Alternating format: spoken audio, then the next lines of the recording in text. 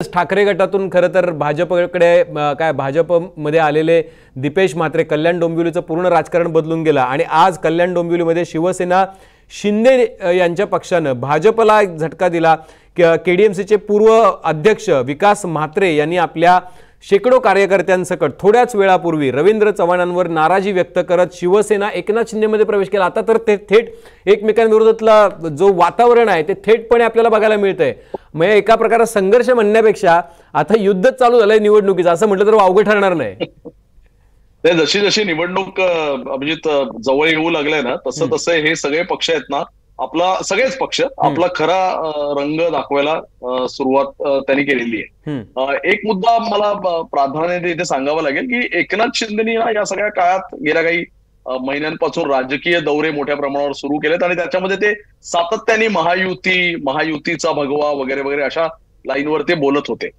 पण झालंय असं गेल्या काही दिवसांपासून भाजप अचानक एवढा ऍक्टिव्ह झालाय ना की शिंदेंना बॅकफुटवर जावं लागतंय की काय अशी एकंदर आता परिस्थिती झाली। काल दोन महत्वाच्या घटना घडल्या आणि त्या पाठोपाठ आज एक महत्वाची घटना घडली, ते म्हणजे दीपेश म्हात्रेसह जे उद्धव ठाकरेंकडे टेक्निकली उद्धव ठाकरेंकडे होते, ते खरं तर शिंदे यांचे जे सुपुत्र आहेत खासदार डॉक्टर श्रीकांत शिंदे यांचे ते निकटवर्ती आणि विधानसभा निवडणुकीत अचानक त्यांनी उद्धव ठाकरेंकडे च्या पक्षात प्रवेश केला आणि ते रवींद्र चव्हाणांच्या विरोधात लढले। रवींद्र चव्हाण काय काल परवाचे राजकारणी नाहीत, त्यांना त्याची कल्पना होती की अचानक शिंदेचे सुपुत्रांचे एवढे निकटवर्तीय दीपेश म्हात्रे अचानक ठाकरेंकडे जातात आणि माझ्या विरुद्ध शड्डू ठोडून उभे राहतात, ते यामागे कोण असावं याचा अंदाज बऱ्यापैकी रवींद्र चव्हाणांना विधानसभेतच आला होता।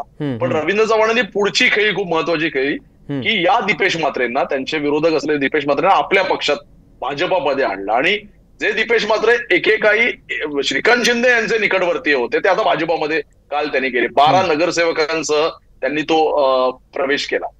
हे सगळं होत असताना शिंदेचे जे निकटवर्ती आहे तिथे उपजिल्हा प्रमुख आहेत राजेश कदम, त्यांनी एक समाज माध्यमांवर पोस्ट टाकली आणि त्यामध्ये असं म्हटलं की एकनाथ शिंदे साहेब, आता तुम्ही बाळगलेला संयम पुरे झाला, आता या मंडळींशी दोन हात करायची वेळ आलेली आहे आणि रवींद्र चव्हाण हे प्रदेशाध्यक्ष आहेत का डोंबिवलीचे प्रदेशाध्यक्ष आहेत हे त्यांनी सांगायला हवं। म्हणजे अगदी म्हणजे ना एकेरीवर ही मंडळी आता यायला सुरुवात झालेली आहे।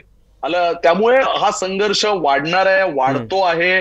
काल परवापर्यंत गणेश नाईक आणि एकनाथ शिंदे यांच्या पुरतं मर्यादित असलेलं, वरवर मर्यादित आहे असं आपल्याला वाटणारा संघर्ष आता थेट जिल्ह्यात पोचायला लागलेला आहे आणि राज्याच्या वेगवेगळ्या भागांमध्ये ते होत आहे वगैरे, हा भाग महत्वाचा वेगळाच। परंतु एक लक्षात गेला पाहिजे, एकनाथ शिंदेच्या अंगणात हे त्यांना आव्हान देण्याचा आता भाजपांनी पण राष्ट्रवादीशी संघर्ष समजू शकतो, एकनाथ शिंदे पण नकोशे व्हावेत ते का? एकनाथ शिंदे नकोशे व्हावेत हाच तर मुद्दा का? विधानसभा निवडणुकीपूर्वी अमित शहा जेव्हा मुंबईच्या दौऱ्यावर आले होते आणि अमित शहाजींनी त्या दौऱ्यात जे काय एकदा एक विधान केलं होतं की 2029 भाजपा एकटा लढेल, स्वबळावर लढेल आणि अलीकडचं विधान जे त्यांचं आहे की कुबड्या नकोत वगैरे, तर एकनाथ शिंदे का नकोत त्या दोन विधानांमध्ये त्याचा अर्थ दडलाय। दोन्ही महापालिका ठाणे आणि कल्याण डोंबिवली या एकनाथ शिंदेचा बाले किल्ला आहे, हा लक्षात घ्या। आणि तिथे भाजपानी सरळ सरळ एकनाथ शिंदेना अंगावर घ्यायला आता सुरू केलेलं आहे। काल परवापर्यंत फक्त नाईक बोलत होते, आता रवींद्र चव्हाण ऍक्टिव्ह मोडवर आलेले दिसत आहेत आपल्याला। माझी माहिती अशी आहे की ठाण्यातल्या शिंदेच्या अतिशय जवळच्या असलेल्या 3 घोडबंदर मधल्या 3 दिग्गज नगरसेवकांनाही चव्हाणांनी गळे घातले की तुम्ही आमच्या पक्षात या। याचा अर्थ एकच आहे की शिंदेच्या विरोधात भाजपा स्थानिक स्वराज्य संस्थांच्या निवडणुका एकट्याने लढण्याच्या बेतात दिसते आहे आणि याची कल्पना, याची जाणीव आता कदाचित शिंदेंनाही होऊ लागेल। निश्चितपणे फार महत्त्वाचा संदेश आहे शिंदेंसाठी की म्हणजे एका वेळेला 100% भाजप 29ला त्या स्वप्नाकडे जाताना बघायला मिळते आणि दुसऱ्या बाजूला आपण बघतो आहोत की इकडे काय कुबड्यांची गरज नाही असं एकनाथ शिंदेच्या समोर, म्हणजे एकनाथ शिंदेंच्याच राज्यामध्ये किंवा महाराष्ट्रामध्ये येऊन ज्यावेळेला भाजपचे केंद्रीय मंत्री बोलतात त्यावेळेला शिंदेंसाठी सुद्धा मोठी धोक्याची घंटा आपल्याला बघायला मिळते।